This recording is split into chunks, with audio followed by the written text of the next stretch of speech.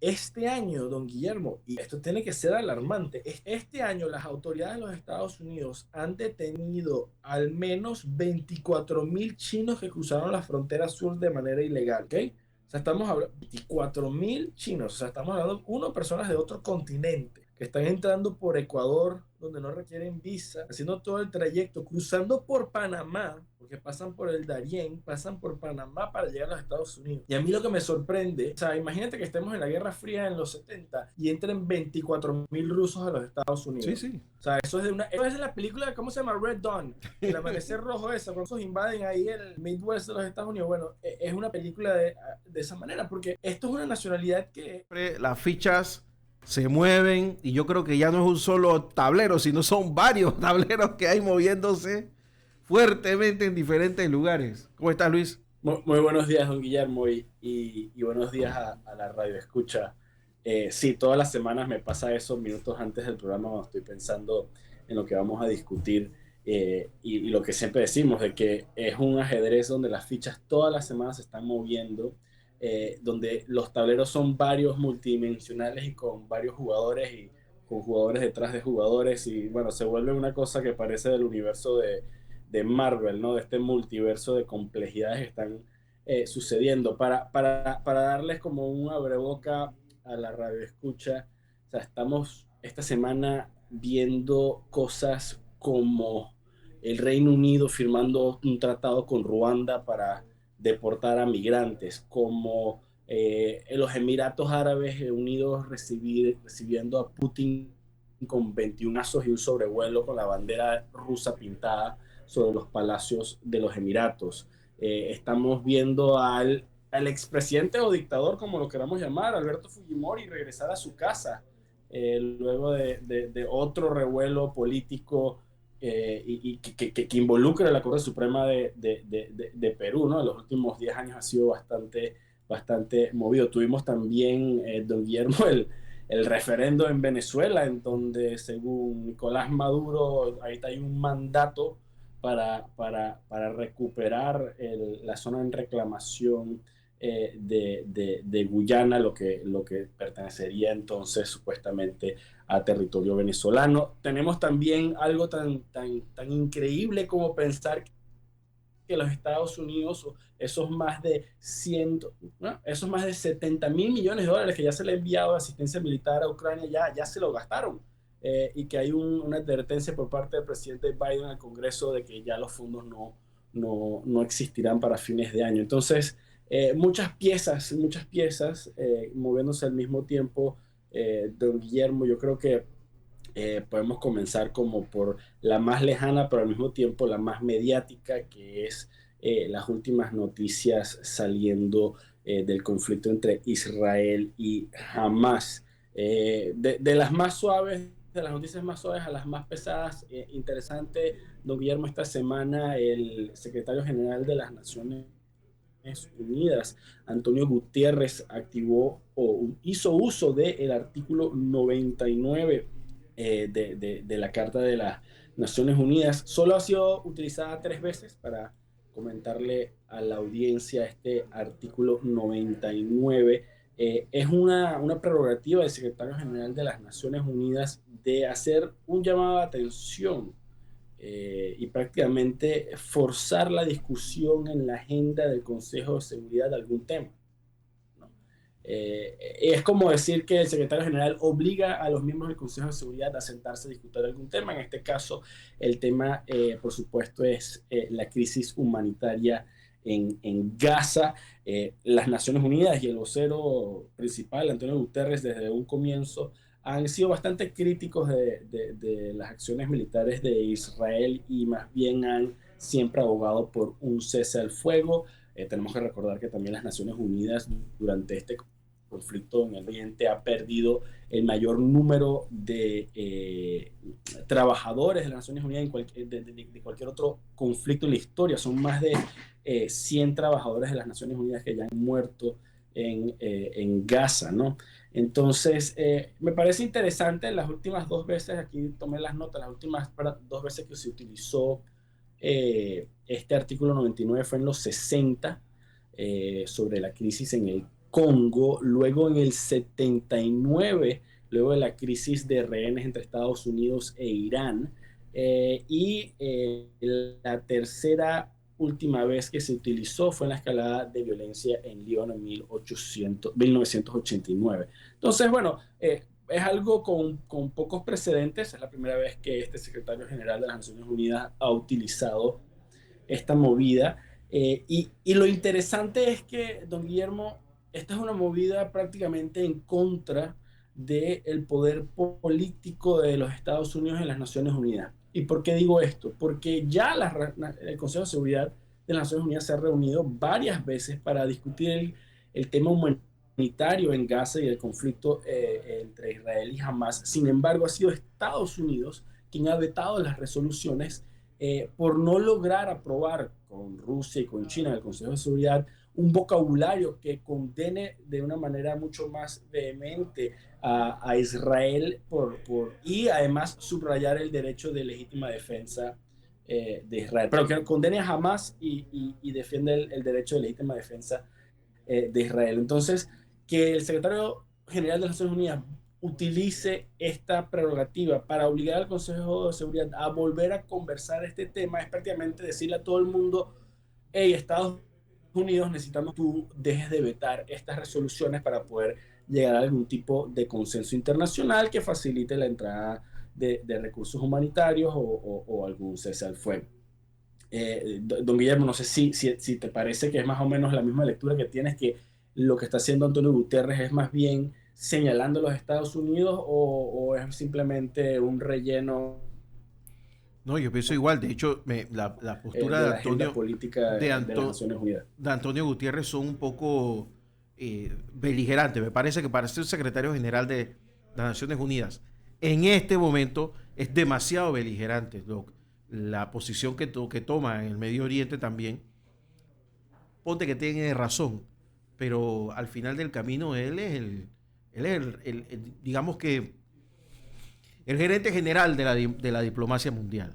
Entonces, si te pones de un solo lado, ¿cómo voy a creer en la posibilidad de que tú tienes de ser, no imparcial, pero sí de poder allanar caminos de entendimiento? Eso no va a pasar. Entonces, creo que se equivoca de extremo a extremo Antonio Gutiérrez y se une a otros secretarios generales que pensaron que eran los presidentes del mundo, ¿no? Sí, interesante porque este fue el mismo secretario general que a pocas semanas, creo que a 12 días de los ataques del 7 de octubre, salió a decir que había que contextualizar los ataques de Hamas en contra de Israel dentro de un conflicto Israel-Palestino mucho de décadas, ¿no? Y que llevó muchas críticas porque, por supuesto, parecía que estuviese de alguna manera legitimando el ataque terrorista de Hamas en contra de civiles en Israel. Pero bueno, la otra cara de la moneda, las noticias de lo que está pasando en las Naciones Unidas con respecto al conflicto entre Israel y Hamas. Esta semana, la Comisión de Derechos Humanos de las Naciones Unidas recibió testimonio por parte de víctimas y testigos en Israel de violencia sexual, que ha sido algo que ha estado bastante cometida por Hamas en contra de civiles israelitas durante el ataque del 7 de octubre, que ha sido bastante interesante porque todos los medios, lo que se llama el mainstream media, los medios liberales de europeos y norteamericanos han cubierto esta noticia esta semana, están argumentando que existe suficiente evidencia por parte del gobierno de Israel que los combatientes de Hamas recibieron instrucciones de llevar a cabo violencia sexual, ¿no? Se habla de decenas de mujeres que fueron mutiladas, sus genitales fueron mutilados antes, durante y después de haberlas asesinado, violaciones también que parecieran ser sistemáticas. La violación y la violencia sexual ha sido históricamente un instrumento de guerra, de los peores, por supuesto, que bueno, constituyen crímenes en contra de la humanidad, ¿no?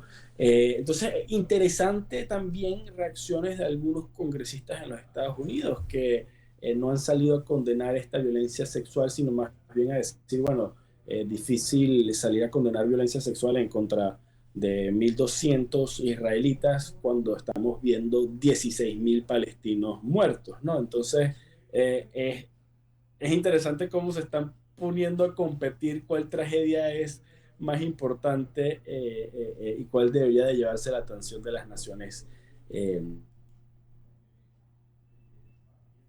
Unidas. Pero bueno, todo esto está pasando, todo esto, don Guillermo, sobre la guerra entre Israel y Hamas, y aún los Estados Unidos no logra aprobar la asistencia militar que se prometió desde que ocurrió el ataque en octubre, pero por las mismas, Ucrania sigue en guerra contra Rusia.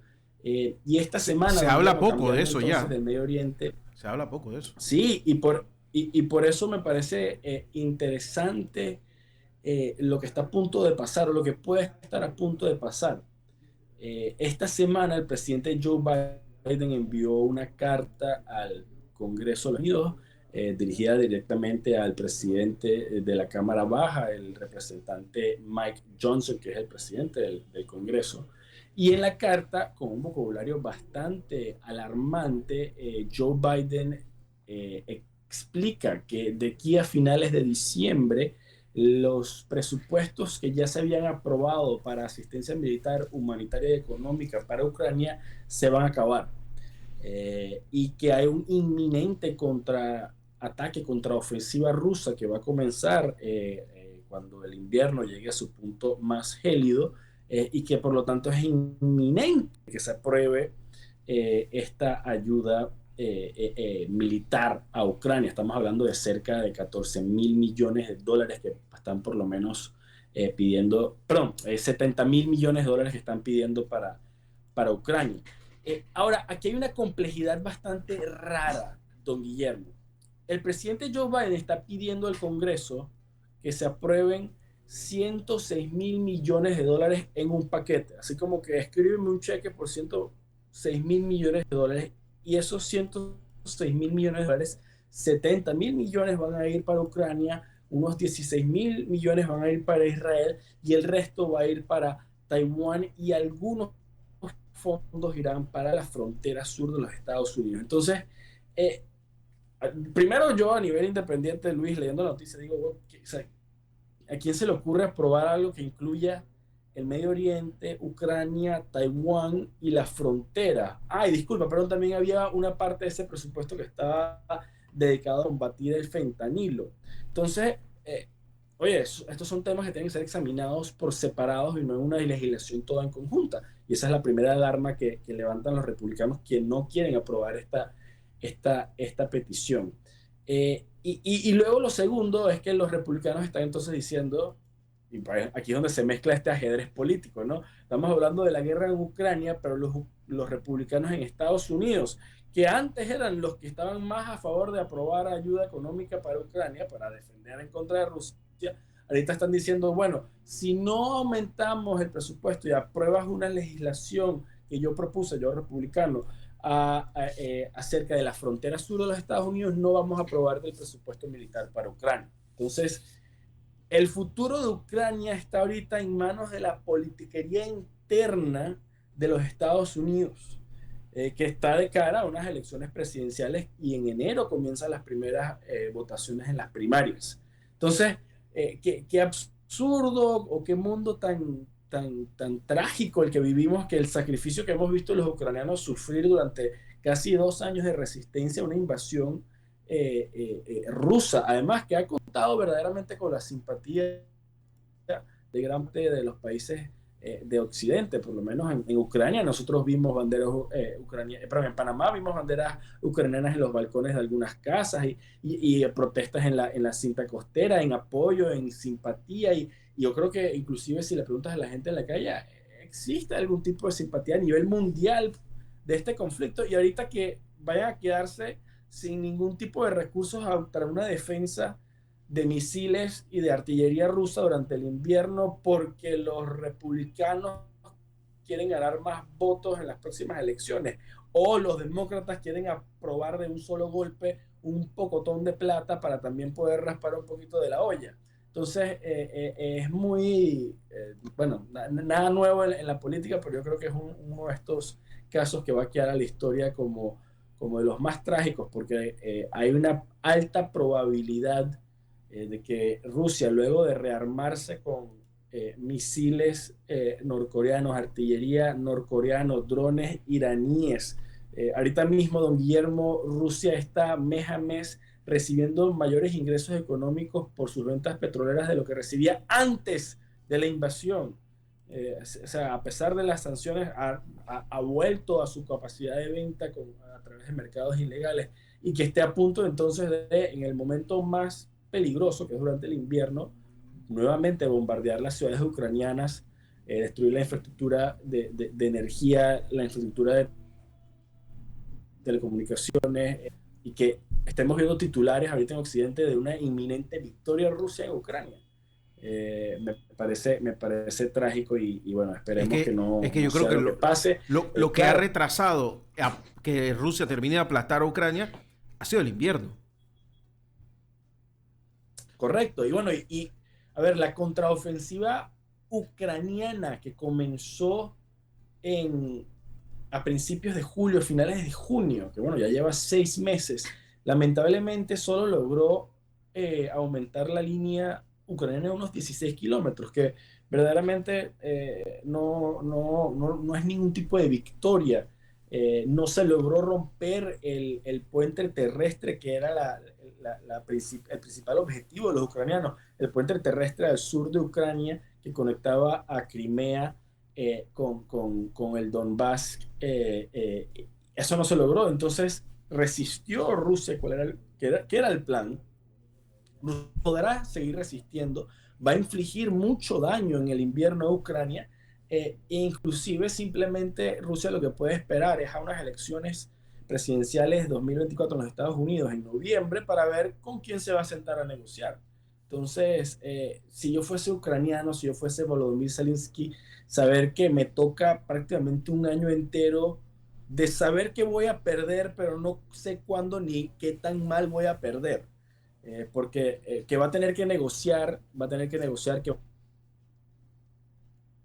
a tener que ceder más. O sea, yo diría que un 90% de probabilidad de que va a tener que ceder territorio a Rusia, porque no, o sea, si, no hay manera de que reconquiste sin un compromiso duplicado de Europa y de los Estados Unidos de proveer armamento, que no es lo que estamos viendo todo lo contrario, ¿no?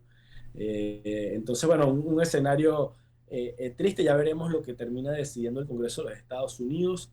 Hay intenciones por parte de los demócratas de llegar a un consenso sobre si aprobar el presupuesto o no militar a Ucrania antes del 14 de diciembre, que si no me equivoco es cuando entran en receso. Pero bueno, entonces eso es lo que está pasando en Ucrania. Ucrania se está quedando sin armamento en el momento más peligroso. Mientras que Putin hizo una gira relámpago sorpresa al Medio Oriente. No sé si llegaron a ver las imágenes, pero esta semana, hasta el 12 de diciembre, se está realizando en los Emiratos Árabes Unidos la Conferencia de las Partes, o COP, en su edición número 28, COP28, que es la conferencia de las Naciones Unidas sobre la acción climática. Y entonces, en paralelo, Putin, que está acusado ante la Corte Penal Internacional por crímenes en Ucrania, por el secuestro de niños en Ucrania, tranquilamente aterrizó en los Emiratos Árabes, escoltados por su avión presidencial, escoltado por 4 cazas tipo Sukhoi 35. Encima de los palacios de los Emiratos, los jets pintaron una bandera rusa espectacular, y mientras la limusina de Vladimir Putin se paseaba por las calles lujosas de Dubái, 21 cañonazos lo recibieron. O sea, todos los honores, un criminal de guerra siendo recibido en paralelo a una conferencia donde estaban todos los países del mundo debatiendo temas de acción climática. Yo creo que fue un mensaje alto y claro de aquellos que se oponen a las políticas de Estados Unidos y de Occidente de cómo ven a Rusia. Es decirle, yo recibo por un lado a los europeos y a los americanos, pero también puedo recibir, si me da la gana, a Putin y a quien venga, ¿no? Es en esa misma gira, don Guillermo, Vladimir Putin también viajó a Arabia Saudita, fue recibido personalmente por Mohammed bin Salman. Tengo aquí una cita de Putin que me pareció interesante. Caminando con Mohammed bin Salman, el príncipe de la corona de Arabia Saudita, hacia una reunión en conjunto privada, Putin dijo que las relaciones entre Rusia y Arabia Saudita han alcanzado un nivel nunca antes visto y que es muy importante, entonces escuchen esto, es muy importante intercambiar información y evaluaciones sobre lo que sucede en la región. Y nosotros sabemos que la diplomacia de cámaras es casualidad. Eso es prácticamente decirle, me estoy reuniendo con Mohammed bin Salman, vamos a compartir inteligencia sobre la guerra que está ocurriendo en el Medio Oriente y eso, o sea, ahorita le están diciendo a los americanos, mira, esta persona a quien tú le das el mayor armamento, o sea, creo que le da más armas a Arabia Saudita que le da a Israel, Estados Unidos, se está sentando a negociar también con los rusos y compartiendo información de inteligencia. Don Guillermo, no sé si nos vamos al corte, pero creo que es importante comentar cómo Putin poco a poco, no sé si tú has notado, ya no tiene esa cara de preocupación que tenía 6 meses. No, está tranquilo. Cada vez se ríe un poco más, sonríe un poco más. Él está muerto de la risa. El próximo premio, gran premio de Fórmula 1 que pueda, él entrega el premio. Vamos a lo Tony Stark, se monta mismo en el carro y todo. Así mismo. Estamos con Luis Martínez a esta hora en Ajedrez Político, aquí en la mañana Ancon por Radio Ancon 92.1 FM y radioancon.com. Seguimos con Luis Martínez y Ajedrez Político. Ahora, ¿con qué vamos, Luis? ¿Seguimos con tu amigo Vladimir? ¿O? No, quería seguir nada más dejando ese comentario para que la gente entienda cómo se ha desarrollado el poder político que maneja Vladimir Putin a nivel internacional desde el inicio de la invasión a Ucrania al presente. Recordemos que días antes de la invasión a Ucrania, en febrero del 2022, Vladimir Putin se había reunido con Xi Jinping, habían estrechado lazos y habían comentado públicamente acerca de esta relación de amistad sin límites entre Putin, entre Moscú y Beijing, que fue un momento, yo creo, como cuando las acciones están en su punto alto, ¿no? Porque el valor de esa alianza, de ese comentario público, de haber estado públicamente juntos, si no me equivoco, eso fue en el marco de unos Juegos Olímpicos. Ahorita no me acuerdo si fueron de invierno en Beijing o en Sochi. Pero, ¿qué pasa justo después? Ocurre la invasión de Ucrania y ahí entonces el capital político de Vladimir Putin lo que se ha venido es en caída, ¿no? Obviamente, pocas líderes a nivel mundial salieron públicamente a hablar en favor de Vladimir Putin. Lo más que algunos hicieron fue quedarse callados o no comentar o condenar la guerra, pero no hablar de quién tenía la culpa en el conflicto en Ucrania. Sin embargo, desde entonces hemos visto a Vladimir Putin viajar a Pekín un par de veces, ha viajado a Teherán, ha viajado ahorita a Arabia Saudita, a los Emiratos Árabes, ha recibido visitas internacionales, ha viajado por países exsoviéticos, se ha reunido con Narendra Modi de la India, se ha reunido con... O sea, el punto con Erdogan de Turquía, el punto es que ya el capital político de Vladimir Putin otra vez está, como quien dice, al alza, y por eso hacía el comentario un poco jocoso de que se le ve más sonriente en las apariciones públicas, sobre todo cuando son con materia internacional. También me pareció muy, muy interesante los comentarios que hacen los analistas de los medios tradicionales a nivel internacional, ¿no? Cuando llegó Vladimir Putin a los Emiratos y a Arabia Saudita, su avión presidencial escoltado por, como les comentaba, estos 4 aviones Su-35, son cazas de quinta generación rusos. Muchos de los comentarios eran, o la primera interpretación del público en general es que se trataba de, por supuesto, bueno, uno no sabe si quieren intentar de matar a Putin o si lo van a intentar de arrestar por la orden de arresto que tiene emitida por la Corte Penal Internacional. Y la verdad es que yo a nivel personal leo algo mucho más sencillo, y es que Putin y sobre todo la industria militar rusa ha tenido pocas ventas militares desde el inicio de la guerra en Ucrania, porque por supuesto han habido muchos reportes sobre la ineficacia de algunos de sus equipos en resistir armamento de Occidente. Entre ellos, o sea, hace como 2 o 3 años habían órdenes importantes de compra del avión Su-35, el Sukhoi 35. Entonces yo creo que esto fue como que una propaganda. Por favor, todos los medios de comunicación del mundo pongan imágenes de mi último jet de quinta generación, y así lo hicieron. Me pareció Claro, que porque esto fue el procedimiento simplemente es cuando el avión baja, los cazas suben y desaparecen, ¿no? Y quedan arriba y no están a una altura que pueda ser identificado por las cámaras. Pero si los pones a las cámaras es porque quieres que los vean. estaban volando a menos de 500 metros No, no. de la Era una superficie. exhibición Era una aérea. escena de Top Gun. Era una escena de Top Gun. Lo que faltaba es que le pasaran así la torre de control. Los Pero tipos bueno, saludaran. sí, Era una exhibición aérea. eso es algo que tenemos que entender de lo que ha pasado en los últimos 2 años. Que Putin pasó de ser un rechazado a nivel internacional a alguien que bueno, es aceptado en ciertos foros. Y la diferencia entre en cuáles foros no son aceptados y cuáles sí son aceptados son simplemente donde Estados Unidos y la Unión Europea no anden poniendo las reglas. Ahí puede ir Vladimir Putin. Ahora, para ir acercándonos más hacia las Américas, tengo otros 2 temas que quería tocar, don Guillermo, en Europa. El primero, bastante puntual y sencillo: Italia oficializó su retirada del proyecto de la ruta y la seda de China, lo que se llama Belt and Road Initiative. Un tema de politiquería, pero es interesante porque hemos visto que la derecha ha cogido fuerza en Europa. Tan reciente, hace como 2 semanas, la victoria del partido de derecha de Geert Wilders en Holanda, y ahí la estamos viendo entonces a Giorgia Meloni en Italia, demostrando algún tipo de garra en contra de las promesas incumplidas por parte de China, ¿no?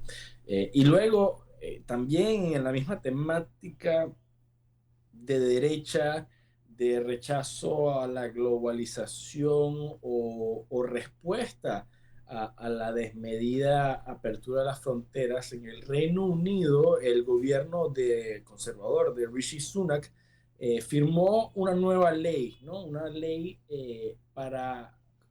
bueno, un nuevo tratado basado en una nueva ley con el país Ruanda, el país africano de Ruanda, en donde el Reino Unido va a deportar a migrantes ilegales a este país africano, que va a recibir, por supuesto, además dinero para el cuidado de estos migrantes. Entonces, es interesante porque si lo ponemos en el contexto, es un país montando en aviones y barcos a indeseados y llevándolos a otro país, ¿no? O sea, y no es que el problema que estas personas sufran en el Reino Unido van a ser los mismos problemas que van a sufrir en Ruanda, simplemente que el Reino Unido no quiere lidiar con ellos, ¿no? Entonces, interesante la política.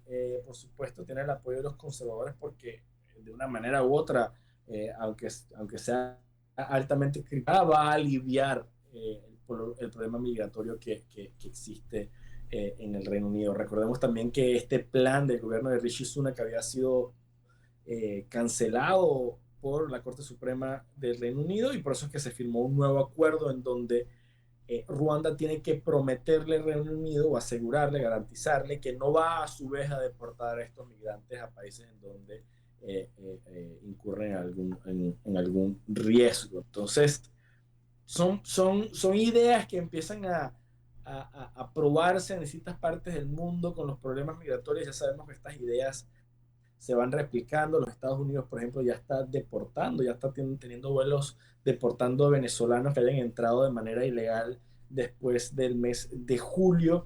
Y bueno, es como alertando a la audiencia de que puede ser una temática que empecemos a ver con mayor frecuencia en los años que vienen, la deportación de inmigrantes ilegales a sus países de orígenes o a terceros países como solución migratoria. Por ejemplo, parte de la política de los Estados Unidos y su solución migratoria es algo que llaman Remain in Mexico. Entonces es simplemente así como que si van a venir para acá, quédense en México mientras hacen el trámite migratorio. Pero ninguna de estas cosas que hemos conversado, comentado, don Guillermo, solucionan de alguna manera el problema migratorio, la raíz de la migración, o vayan a parar de alguna manera el flujo migratorio. Y bueno, Panamá está en el centro de uno de los problemas migratorios más grandes de la historia de este hemisferio. Así que siempre hay que tener los ojos y los oídos abiertos, Y ¿no? llama la atención que se ha sumado al flujo chinos por cantidades importantes. Y chinos procedentes en su gran mayoría de Hong Kong. Lo tenía anotado, don Guillermo, en los puntos Hasta 100 por día. a comentar. No, bueno, este año, don Guillermo, y esto tiene que ser alarmante, este año han cruzado 24,000 chinos la frontera. A ver, perdón. Este año las autoridades de los Estados Unidos han detenido al menos 24,000 chinos que cruzaron la frontera sur de manera ilegal. ¿Ok? O sea, estamos hablando de 24,000 chinos. O sea, estamos hablando de personas de otro continente que están entrando por Ecuador, donde no requieren visa, haciendo todo el trayecto, cruzando por Panamá, porque pasan por el Darién, pasan por Panamá para llegar a los Estados Unidos. Y a mí lo que me sorprende es que esto es una nacionalidad, o sea, imagínate que estemos en la Guerra Fría en los 70 y entren 24,000 rusos a los Estados Sí, Unidos. sí.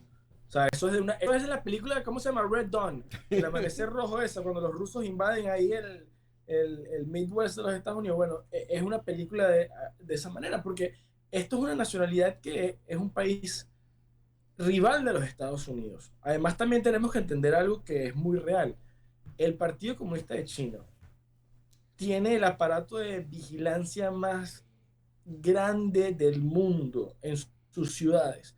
¿Ustedes creen que China no sabe quiénes son, dónde están, qué hace, cómo se fueron, cómo Pero se si es movieron que, y dónde terminaron esos pero 24 si es que no llegan por el mismo lugar que el resto de los migrantes. Llegan a Darién en fuera de borda, bajándose de barcos. Si es que yo he visto reportajes, por ejemplo, en Newsmax, que los entrevistan ya aquí en Darién, muchachas con lentes normales, como si se hubieran bajado de un crucero.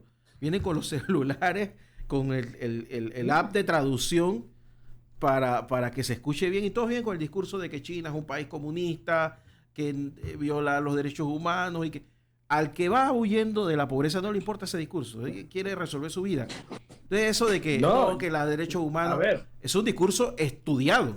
Se le dijeron tú tienes que decir esto. Y además, tú hablas de 24,000, pero en un año, ya te digo, el promedio es entre 100 y 200 por día. O sea que te das cuenta de que en el camino se están quedando en algún lugar. no. Y a ver, don Guillermo, lo que estás diciendo, yo creo que a la audiencia que lo está escuchando va a pensar, bueno, estos tipos están viendo demasiadas películas de acción, pero es la realidad. A ver, si yo digo, don Guillermo, Víctor Manuel Rocha, sabemos de quién estamos hablando. Esta semana el FBI arrestó aquí en Miami a Víctor Manuel Rocha. Víctor Manuel Rocha fue embajador de los Estados Unidos en Bolivia. Fue subsecretario de varias secciones del Departamento de Estado. Fue consejero de 2 presidentes de los Estados Unidos. Y hoy, esta semana, en Miami, luego de 50 años de carrera diplomática, fue arrestado por ser un espía del gobierno cubano por más de 4 décadas.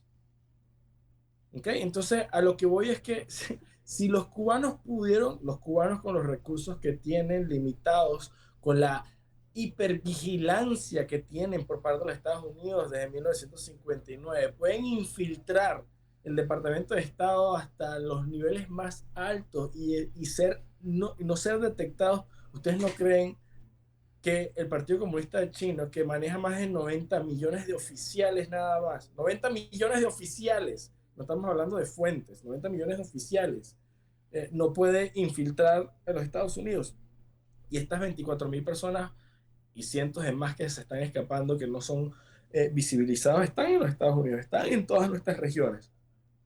Y uno piensa que tienes que ser 007 para poder infligir daño, no tienes que saber cómo hackear, no tienes que saber cómo disparar un francotirador, con tal de compartir información sobre, esta persona fue al supermercado los lunes, los martes y los miércoles, esta persona come en tal restaurante, cosas tan sencillas. Además, de manera, puedes terminar compartiendo información sin tener conciencia que estás siendo utilizada por alguna agencia de inteligencia. Entonces, a nivel de un latinoamericano, de cultura occidental, de países democráticos, entender que hay una migración de una nación comunista en nuestra región, irregular, y además de irregular, sospechosa, me preocupa enormemente. Ahora, la otra cara de la moneda, para que no piensen que entonces es que somos todos unos antichinos y que los Estados Unidos son los santos que están siendo infiltrados por rusos y chinos. Esta misma semana, don Guillermo, en el Congreso llegó un acuerdo, está por aprobarse, para extender la autorización del FISA Act y su subsección 702. Y les cuento qué es el FISA Act. El FISA Act es Foreign Intelligence Surveillance Act, que es prácticamente la legislación que crearon Estados Unidos para la vigilancia de inteligencia de extranjeros fuera de los Estados Unidos. Esto ocurrió, por supuesto, después de los ataques del 11 de septiembre. Claro, para aquellos que hayan visto la película esta de Snowden, van a entender todo lo que estoy comentando. Claro. Para los que no, voy a intentar hacerlo lo más sencillo. Hay toda una agencia, Luis, que no es la CIA ni el FBI, ninguna de esas. Hay toda una agencia que ahora mismo no recuerdo el nombre, pero yo lo he tenido presente bastante, que es la que se dedica a ello. Que es una agencia de espionaje internacional que se dedica solo a eso, de Estados Unidos. Ustedes saben, como tenemos todo el año viendo noticias de que Huawei trabaja para el Partido Comunista, TikTok está trabajando para el Partido Comunista porque TikTok le comparte la información al Partido Comunista y ellos alteran algo. Bueno, la realidad es que en Estados Unidos las agencias de inteligencia también le solicitan a Facebook, a Google, a Instagram, a WhatsApp, a estas compañías tecnológicas información. Claro, la diferencia es que en los Estados Unidos este FISA Act, esta legislación que crearon, permite que haya un juez en una corte secreta que evalúe los méritos para que el gobierno haga una solicitud a Facebook que le dé tal información. Entonces, parte de esta legislación es que técnicamente las agencias de inteligencia no pueden pedir información nacionales americanos o residentes extranjeros en los Estados Unidos. Entonces, técnicamente, legalmente, los Estados Unidos solo puede pedirle información a estas compañías tecnológicas sobre extranjeros o no nacionales en el extranjero. ¿Qué es lo que pasa? Hay un tecnicismo que aparece en esta película de Edward Snowden, y es que si yo, por ejemplo, soy de la CIA y le hago un requisito a Facebook, por favor dame todos los mensajes privados de don Guillermo, que no es americano y está fuera de los Estados Unidos, y Facebook dice, toma, y te los da. Pero si en las comunicaciones de don Guillermo hay comunicaciones con un americano, todas esas comunicaciones también están siendo compartidas con la CIA. Entonces hay una trampita en donde a lo que quiero llegar es que los Estados Unidos puede vigilar prácticamente a quien quiera, mientras tengan un buen abogado que argumente que estén haciéndoles una petición de vigilancia a un no nacional viviendo en el extranjero. Entonces, esa autorización que tenía la agencia de inteligencia iba a expirar en diciembre y se iba a tener que renegociar legalmente cuáles eran las potestades del gobierno de Estados Unidos. Bueno, se acaba de extender esta autorización hasta abril y a lo que quiero decir, para regresar a lo de Huawei y TikTok, están haciendo lo mismo, ¿no? Claro, la diferencia es que por lo menos en el gobierno de los Estados Unidos hay un proceso que pretende algún tipo de transparencia o legalidad. O sea, técnicamente en algún punto del proceso de vigilancia e inteligencia de los Estados Unidos hay un juez que aprobó una orden. Claro, nadie estuvo en la audiencia para saber si el juez lo compraron, no lo compraron, qué sé yo, o sea, no estuvimos ahí presentes. En China simplemente no te enteras que sucedió y nadie te va a decir que sucedió, lo hacen porque tienen el poder para hacerlo. Pero bueno, una competencia mundial que está ocurriendo, estamos viendo entonces esa migración entrando a Estados Unidos y al mismo tiempo los Estados Unidos reautorizando poderes para vigilar de manera masiva a personas en todo el mundo. Entonces yo creo que don Guillermo, luego de también el caso que les comenté esta semana, Víctor Manuel Rocha, el embajador de los Estados Unidos en Bolivia, bueno, ex embajador de Estados Unidos en Bolivia, que fue arrestado por ser un agente cubano, se está volviendo muy difícil ver en quién confiar, ¿no? O sea, y yo creo que eso es lo que pasa cuando se rompen las reglas del orden internacional. Cuando la gente empieza a incumplir las reglas, empiezas a desconfiar de los demás y no saber cuáles son sus verdaderas intenciones. Y cuando hay desconfianza, hay una mayor propensidad para conflictos. Y entonces ahí nos vamos, yo creo que al último tema del día, que es el gran referendo que ocurrió en Venezuela el domingo pasado por la soberanía en el Esequibo. Y es importante porque es algo que está ocurriendo en nuestra región y que por lo menos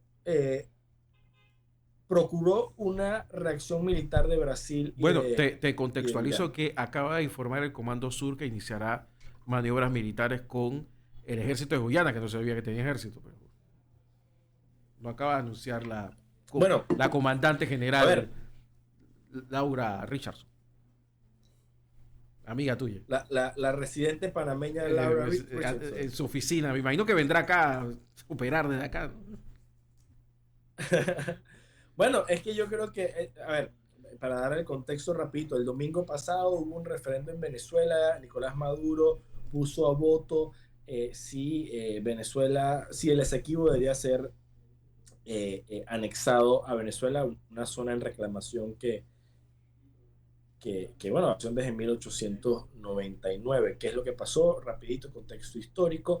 La Guyana Esequiba era parte, ese territorio era parte de la Capitanía General de Venezuela, pero luego de la independencia, la Guyana Británica fue poco a poco apoderándose de ese territorio y luego en un fallo de un tribunal, en una corte internacional en París en 1899, se le otorgó esas tierras definitivamente a la Guyana Británica, pero Venezuela no participó de ese juicio y ha alegado históricamente de que tiene evidencias que indicarían que el juez estaba apoyando la causa británica de una manera desproporcional. Luego, en 1966, si no me equivoco, Guyana y Venezuela llegan a un acuerdo de que la disputa la van a negociar. Es así como que vamos a llegar a un acuerdo de que existe una disputa que tenemos que resolver en algún momento de la historia. Eso fue el acuerdo en los años 60. Entonces ahorita Nicolás Maduro, con típico síndrome de las Malvinas, buscando algún tipo de problema externo, está entonces ahorita reclamando la reincorporación del territorio a Venezuela. Ahora, eso también pudo haber sido un ejercicio que fracasó, pero un ejercicio de Maduro de demostrar a la comunidad internacional de que tenía capacidad de movilizar el voto. Porque recordemos que el año que viene se supone que tienen que haber elecciones presidenciales en Venezuela. Entonces, esto era como decirle a la gente, ¿quieren comer helado? Y que salgan a votar. Y se suponía que todo el mundo iba a decir que sí. y efectivamente, 95% de los que votaron dijeron que sí, pero no salió nadie a votar. Se estima que menos de 2 millones de personas salieron a votar. Obviamente el CNE de Venezuela, el Consejo Nacional Electoral, salió a decir que salieron 10 millones de personas. Un registro electoral que nunca ha ocurrido en la historia en el pasado, nunca han votado tantas personas. Creo que en el padrón electoral venezolano hay menos de 20 millones de personas. O sea, es muy difícil que esos números sean creíbles. Pero el referéndum apoyó la anexión del Esequibo al territorio venezolano y Maduro salió a decir que,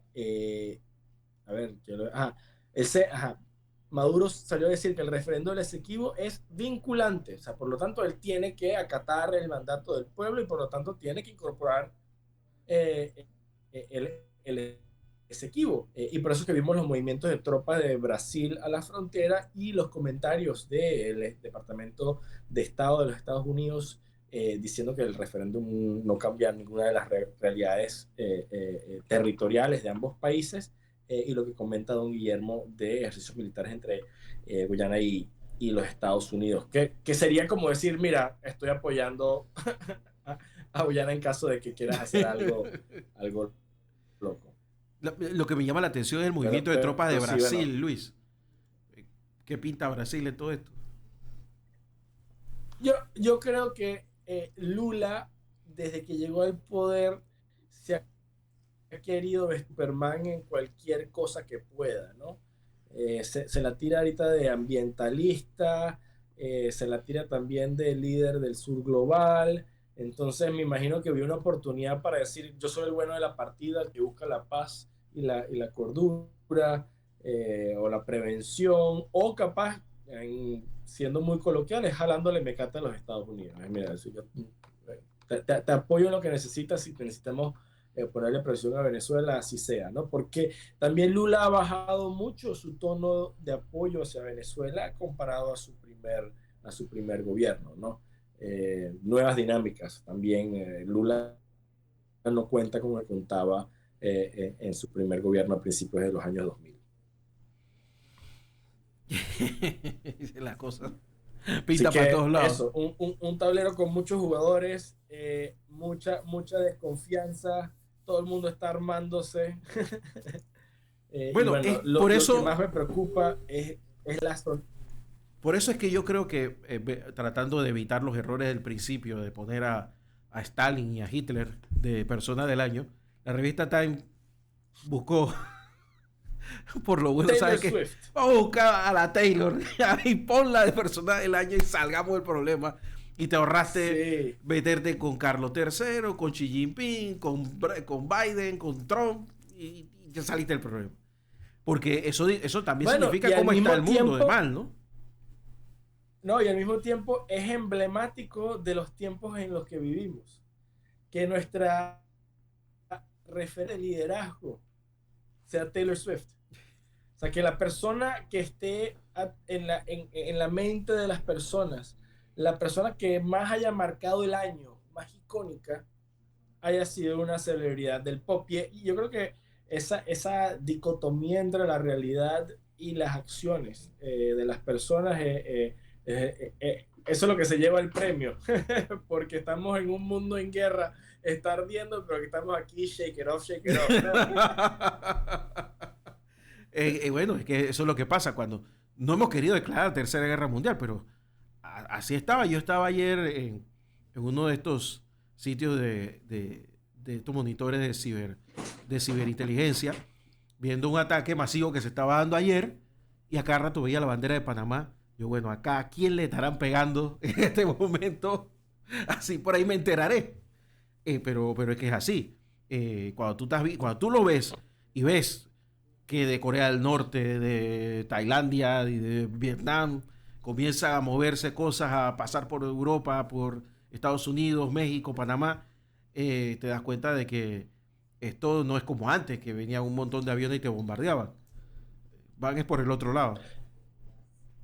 Si ya todo lo que sí podemos ver es sumamente alarmante, y sabemos que no estamos viendo ni la mitad de la película. No me quiero imaginar lo que nos espera a la vuelta de la esquina cuando todas las fichas caigan en el tablero. Luis Martínez, gracias por estar con nosotros aquí en este entretenido ajedrez político del día de hoy. Te mando un gran abrazo y nos hablamos el próximo jueves, ¿te parece? Hasta la próxima. Un saludo fuerte y a la radio escucha también. Ajedrez político, todos los jueves a esta hora de la mañana con Luis Martínez y Nemía Jaén, aquí en La Mañana Ancon. Nos vamos. La calle 50, como les decía, congestionada, pero se mueve y el cielo algo nublado, pero va a ser un día cálido y seco. Yo les dejo hasta acá. Viene Magdiel Torres con las noticias, comentarios y entrevistas del mediodía en Menú Ejecutivo. Muchas gracias, DJ Reich. Soy Guillermo Ruiz. Pásenla bien.